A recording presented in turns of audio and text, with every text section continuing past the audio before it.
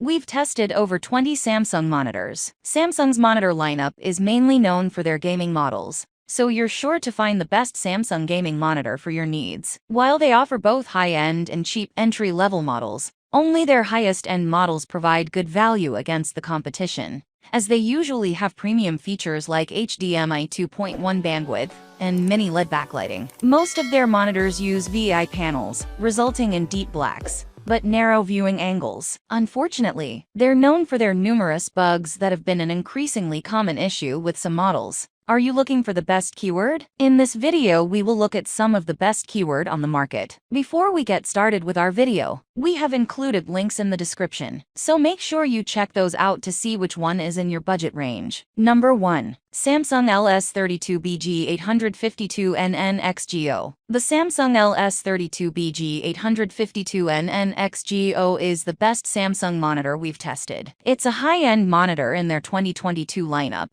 and it's the first 4K, 240Hz monitor available to the consumer market, also making it the best Samsung gaming monitor. It's packed with a ton of features, and it has variable refresh rate, VRR, support to reduce screen tearing. Although it's currently hard to reach a 240Hz refresh rate with a 4K resolution on most graphics cards, this makes this monitor future-proof, as more games and hardware will support that bandwidth in the future. The picture quality is remarkable, and it's better than most monitors because it uses mini LED backlighting. It means that it displays deep blacks in dark rooms, and has a decent local dimming feature to further improve the picture quality in dark scenes. It also gets bright enough in HDR to make smaller highlights stand out against dark backgrounds. If you like the mini LED backlight but want a super ultra-wide display, the Samsung Odyssey Neo G9 is an excellent gaming monitor with a 49-inch screen and a 32:9 aspect ratio, but images aren't as sharp as on the Neo G8. Number 2. Samsung Odyssey Neo G7 S32BG75. If you want a cheaper monitor,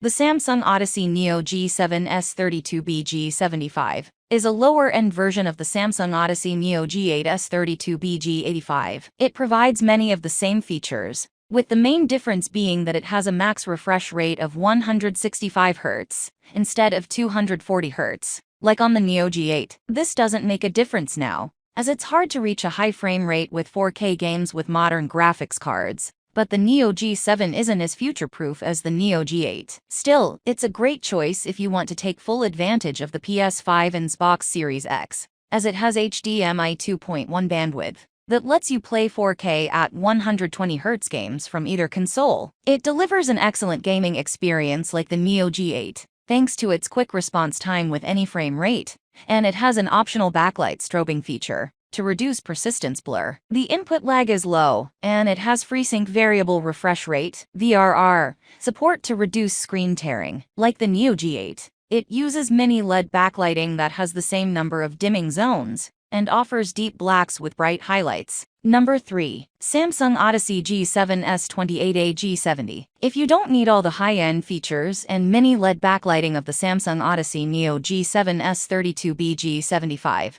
you can save money by getting a mid-range monitor, like the Samsung Odyssey G7 S28A G70. Like most Samsung monitors, it's focused on gaming as it's a 4K monitor like the Neo G7. But the main difference is that its picture quality is worse in dark rooms, because it has a lower contrast ratio and a much worse local dimming feature. If that doesn't bother you, you'll still be happy with its excellent gaming performance. And it has a 144Hz max refresh rate that you can achieve over a DisplayPort or HDMI connection. It's great for gaming with the PS5 or Xbox Series X, because it has HDMI 2.1 bandwidth that allows you to take full advantage of the consoles. It has VRR support to reduce screen tearing, low input lag for a responsive feel, and a fast response time at high frame rates for smooth motion. If you don't need the 4K resolution, you can also consider the Samsung Odyssey G7 C32G75T, which is a 1440p gaming monitor with a 240Hz refresh rate, and it also costs less. Number 4. Samsung Odyssey G5 S27A G50. If you're looking to save some money by getting a budget Samsung monitor,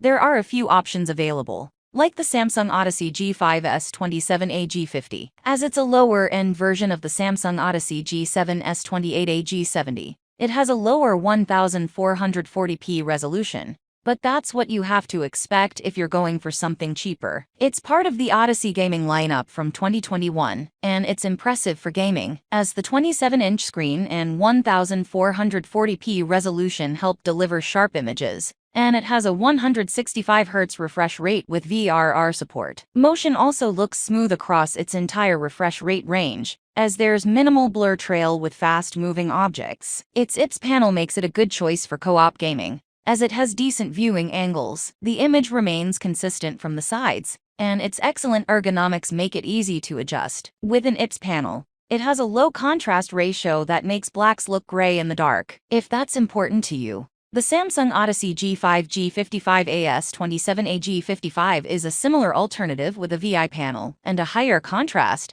However, it has significantly worse motion handling, so the S27A G50 is the better gaming monitor. Number 5. Samsung Odyssey G3 S24A G30. Although Samsung isn't known for their cheap and low-cost monitors, they have a few that are still good enough for entry-level PC gamers, like the Samsung Odyssey G3 S24A G30. It's a lower-end version of the Samsung Odyssey G5 S27A G50, and it has a lower 1080p resolution and a smaller screen. However, this is still fine for casual gaming, and the image clarity is decent. It has features most gamers look for, like a 144Hz panel, native FreeSync VRR support, G-Sync compatibility, and low input lag. However, its motion handling is disappointing as there's smearing and inverse ghosting with fast-moving objects. It performs best in dark rooms, because it has a high contrast ratio with decent black uniformity.